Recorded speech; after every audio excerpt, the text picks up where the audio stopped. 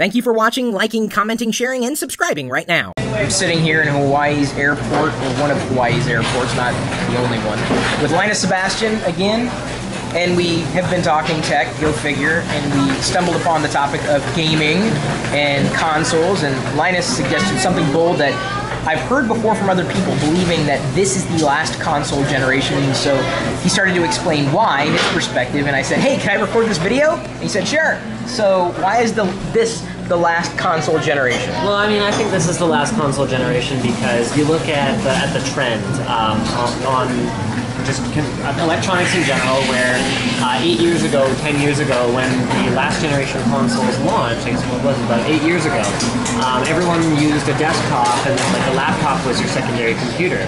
Well, now here we are 8 years later, your laptop is your primary computer for a lot of people. And now this is your secondary computer. And the processing power available to us, particularly in the last 4 to 5 years, hasn't actually increased that much. It's just gotten smaller. So you look at something like Haswell on the desktop, it's really not that much more powerful than the mobile variants compared to how it used to be 8 years ago, where you wanted like actual performance that was on a desktop. So that's the direction the hardware guys are all going, to the point where nothing's really getting more powerful. It's all just getting more miniaturized and more power efficient. And so, okay, so let's go back to consoles for a minute. So 8 years ago, they were running what I'd consider to be desktop class hardware.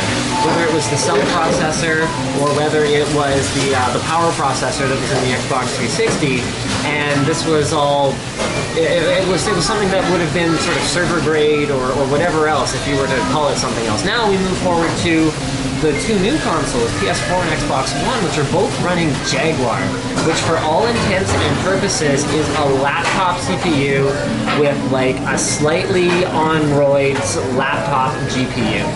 So if we were to go 5 years or 8 years in the future from now, I would go as far as to say I'll be incredibly surprised if that next-gen console experience can't be delivered on a tablet or quite frankly with like a dumb streaming solution that's built into your smart TV anyway, or a little box that's just a streaming box, and actually all the power comes from an open platform like Android, or a platform with great developer support like iOS, where that's where all the game development, which is what drives console adoption, we all know this.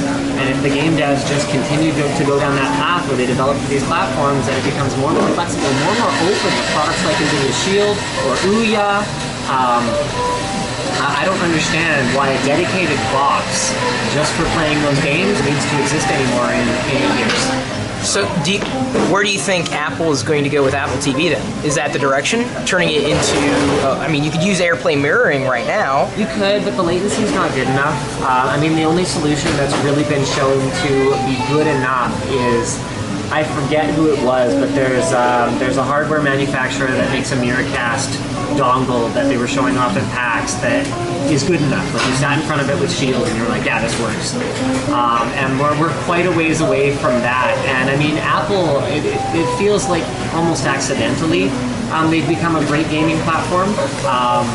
And I don't see them I don't see them altering their strategy and their hardware to really cater to that audience. So I see Android as the way that's going to go because of the openness of it.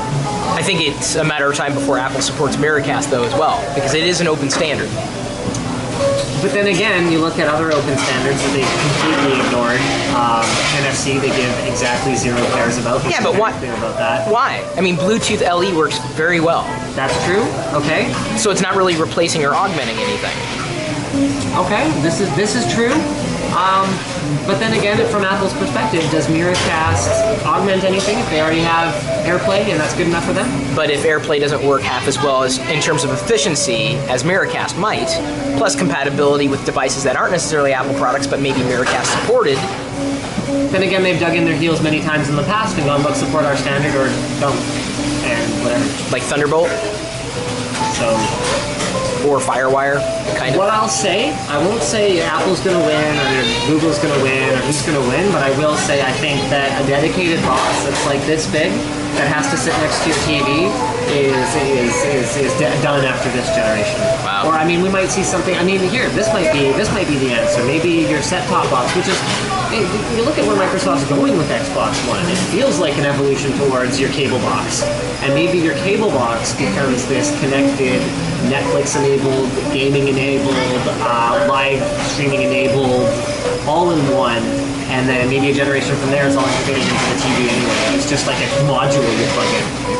So that's the direction I see it going.